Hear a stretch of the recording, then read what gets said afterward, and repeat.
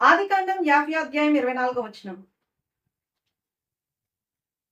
యోసేపు తన సహోదరులను చూచి, దేవుడు నిశ్చయముగా మిమ్మల్ని చూడవచ్చి, ఈ దేశములో నుండి తాను అబ్రహాము, ఇస్సాకు, యాకోబులతో ప్రమాణం చేసి ఇచ్చిన దేశమునకు మిమ్మల్ని తీసుకొని పోవునని చెప్పాను. ఇంచుమించు 70 సంవత్సరాల పాటు కరువు కాలంలో యోసేపు యాకోబు కుటుంబాన్ని పోషించాడు.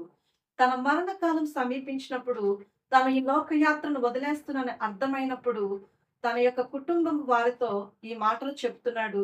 దేవుడు నిశ్చయముగా మిమ్మల్ని చూడవచ్చును. దేవుడు ఖచ్చితంగా మిమ్మల్ని చూస్తాడు అని చెప్తున్నాడు. ఇప్పటి వరకు నేను మిమ్మల్ని పోషించాను. కానీ నా యాత్ర నేను ముగిస్తున్నాను. దేవుడే ఈ యాత్రను నడిపిస్తాడు. మీ యాత్రను స్వదేశానికి చేరుస్తాడు. ఎందుకంటే దేవుడు తప్పక దర్శనమిస్తాడు. ఆ దర్శనాన్ని నెరవేర్చుకుంటాడు. వాగ్దాన యాత్ర నడిచే వాళ్లకు దేవుడు తప్పక కొన్ని అనుభవాలు ఇస్తాడు. ఆ అనుభవాల్లోంచి అనేకులకు ఆదర్శప్రాయకంగా నిలబడతారు. యోసేపు యాకోబు కుటుంబం రాకమునిపే దేవుని యొక్క సంపూర్ణ ప్రణాళికలో భాగంగా ఐగుప్తు దేశానికి వచ్చాడు. తనను చూచినటువంటి దేవుని బట్టి ధైర్యముగా ఈ మాట చెబుతున్నాడు. నిశ్చయముగా దేవుడు చూడవస్తే పరిస్థితులు మారిపోతాయి.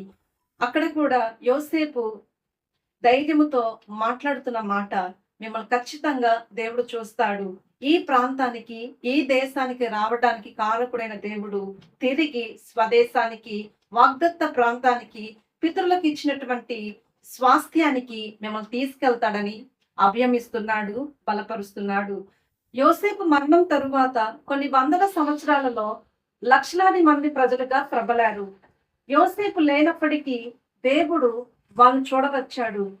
ఇశ్రాయేలీల కష్టకాలమున కఠిన దాస్యత్వం రగ్గిపోతున్న సమయంలో విమోచకునిగా పరలోకం నుంచి నేరుగా దేవుడు తన దర్శనాన్ని ఇచ్చాడు.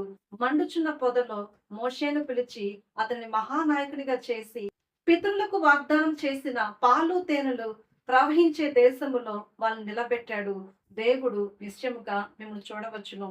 దేవుడు యోసేపు కుటుంబమును చూడవచ్చినప్పుడు వాళ్ళని తిరిగి వాగ్దత్త భూమిలోకి చేర్చాడు. దేవుడు నిశ్చయంగా మనల్ని దర్శించినప్పుడు మన పరిస్థితుల్లో మన జ్ఞాపకం చేసుకొని, మన కష్టకాలాల నుంచి మనల్ని విడిపించి, మనకు ఇచ్చిన వాగ్దానాలను మన జీవితంలో నెరవేర్పు చేయడానికి ఆయన ఇష్టపడుతున్నాడు. అట్టి కృపా ధన్యత దేవుడు ప్రతి ఒక్కరికి దయచేయును గాక. May God bless you all.